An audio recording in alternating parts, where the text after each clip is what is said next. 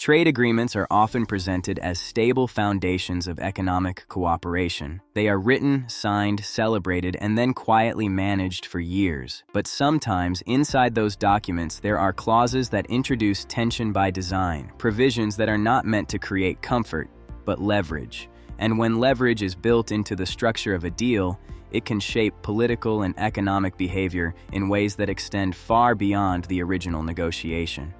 Several years ago, when the United States, Canada, and Mexico renegotiated the North American Free Trade Agreement and replaced it with the United States-Mexico-Canada Agreement, commonly known as the USMCA, one provision stood out among trade lawyers and policy experts. It was a review and expiration mechanism structured in a way that required the three countries to periodically revisit the agreement and formally decide whether to continue it long-term. At the time, supporters described this mechanism as a way to ensure accountability and flexibility. Critics warned that it introduced structural uncertainty into a trade relationship that had previously been open-ended. Both perspectives acknowledged the same reality. The clause would eventually matter. As the scheduled review period approaches, attention has shifted back to how that mechanism works and what it means for North American trade. The structure is relatively straightforward in legal terms. The agreement has a defined lifespan unless all three countries confirm their intention to extend it. Before that expiration horizon, a joint review takes place. During that review, each country has the opportunity to signal whether it intends to continue the agreement beyond its original term. If one country declines to confirm continuation, the agreement does not immediately end. Instead, it transitions into a period of recurring reviews before its final expiration. On paper, this framework provides flexibility. In practice, it creates recurring negotiation moments that can influence economic behavior years in advance. Businesses do not wait for final deadlines to prepare. They respond to signals. When the possibility of renegotiation or non-renewal becomes part of the conversation, companies begin adjusting supply chains, investment timelines, and sourcing strategies accordingly. Even if the agreement ultimately remains in place, uncertainty alone can shape outcomes. Over the past several years, trade tensions between the United States and Canada have periodically resurfaced. Disputes have involved agricultural products, digital taxation policies, auto sector rules, environmental standards, and other regulatory issues. While these disagreements are not new in the history of North American trade, they have taken place against the backdrop of the review mechanism, which amplifies their significance.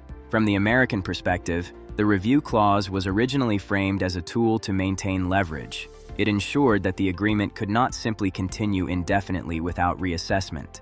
Policymakers argued that this structure encouraged compliance and responsiveness among the partners.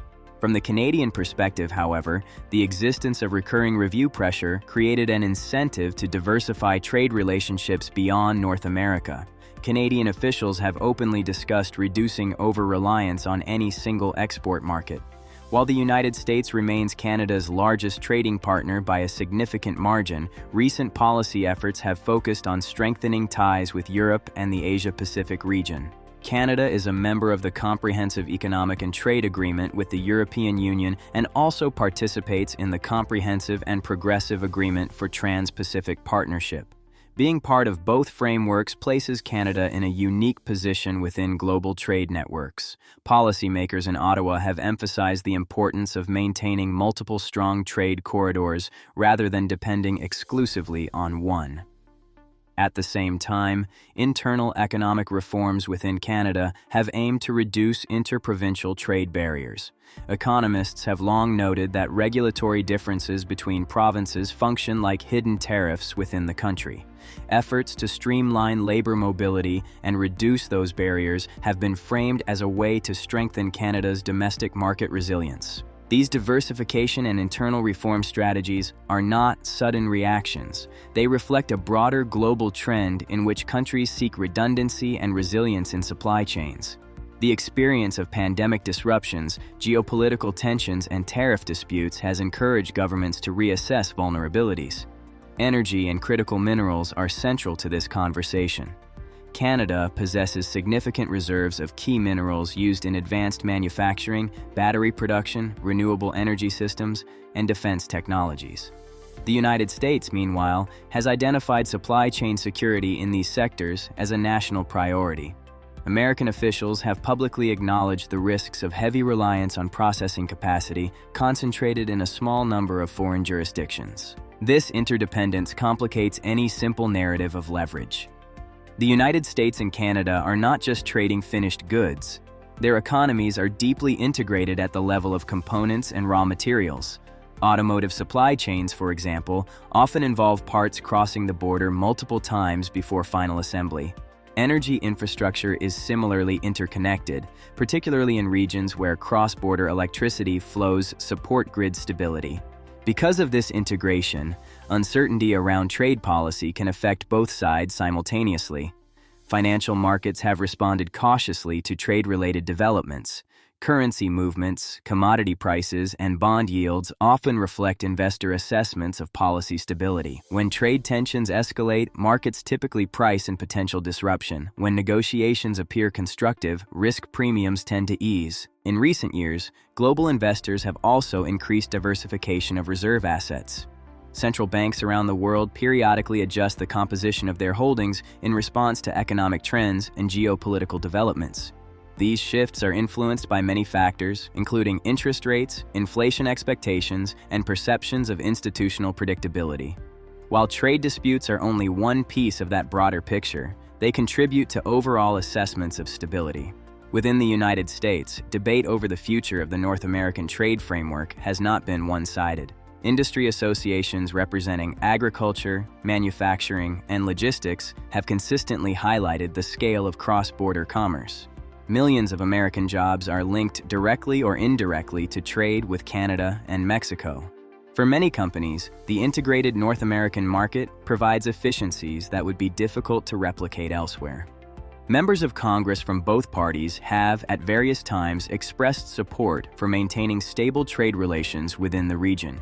Even when disagreements arise over specific policies, there is broad recognition that abrupt disruption would carry economic costs. In Canada, public sentiment has also evolved. Trade disputes have occasionally sparked consumer boycotts or shifts in purchasing behavior. While such actions are often symbolic, they can influence specific industries. Tourism flows between the two countries, for example, fluctuate in response to exchange rates, policy signals, and public perception. The cumulative effect of these factors is a gradual recalibration of expectations. The review mechanism embedded in the USMCA was designed to create periodic accountability. What it has also done is create periodic reflection. Governments, businesses, and investors are all evaluating how resilient their cross-border strategies truly are. One important clarification often overlooked in public discussion is that the review itself does not automatically terminate the agreement. The legal structure allows the agreement to remain in force while discussions continue. However, repeated uncertainty can influence long-term planning. Companies making multi-decade investments in factories or infrastructure require confidence that market access will remain predictable. If that confidence weakens, diversification accelerates. For Canada, diversification does not mean replacing the United States. The scale of the American market and geographic proximity make it irreplaceable in many sectors. Rather, diversification means ensuring that a higher percentage of exports can flow to alternative destinations if needed. Over time, even incremental shifts can reduce vulnerability. For the United States, the calculation involves balancing strategic leverage with economic stability. Policymakers must consider not only the negotiating advantages of review mechanisms, but also the downstream effects on domestic industries that rely on continental supply chains. Energy illustrates this complexity clearly. Certain American refineries are configured specifically for heavier crude grades commonly imported from Canada. Infrastructure adjustments are possible, but they require time and capital. Similarly, electricity trade between provinces and states supports grid reliability in certain regions. Critical minerals add another layer. As advanced technologies expand, secure supply chains become increasingly important. Cooperation between allied economies can mitigate concentration risk. Disruption, by contrast, can encourage alternative partnerships. The broader global environment also matters. Trade blocs in Europe and the Asia-Pacific continue to deepen integration among their members. countries seeking stable market access may pursue agreements that provide long-term certainty. In that context, North American cooperation is both a regional asset and a competitive advantage. As the review period approaches, several scenarios are possible. One scenario involves reaffirmation and extension of the agreement, accompanied by targeted adjustments. Another involves extended annual reviews, maintaining the agreement while prolonging uncertainty. A more disruptive scenario would involve eventual expiration without replacement, though such an outcome would require deliberate political decisions by all parties. Most analysts expect negotiations to continue intensively before any structural shift occurs. Historically, trade disputes between the United States and Canada have been contentious but ultimately resolved through institutional mechanisms. What distinguishes the current moment is the heightened awareness of strategic diversification. Canada has articulated a policy philosophy centered on flexibility and multiple economic partnerships. The United States has emphasized domestic resilience and supply chain security. Both goals can coexist within a stable trade framework, but they require mutual recognition of interdependence. The next phase of discussions will likely focus on practical issues: regulatory alignment, dispute resolution procedures, sector-specific grievances, and long-term extension terms. Behind those technical conversations lies a broader question about the nature of partnership in an era of geopolitical uncertainty. Trade agreements are not static documents. They reflect political priorities at the time they are negotiated. Over time, economic realities shift, technologies evolve, and public expectations change. Review clauses can either destabilize cooperation or renew it, depending on how they are used. North America's economic integration has developed over decades. Supply chains, labor markets, and infrastructure systems have grown around the assumption of relatively open borders for goods and services. Adjusting that architecture would require substantial effort and coordination. At the same time, governments are accountable to domestic constituencies.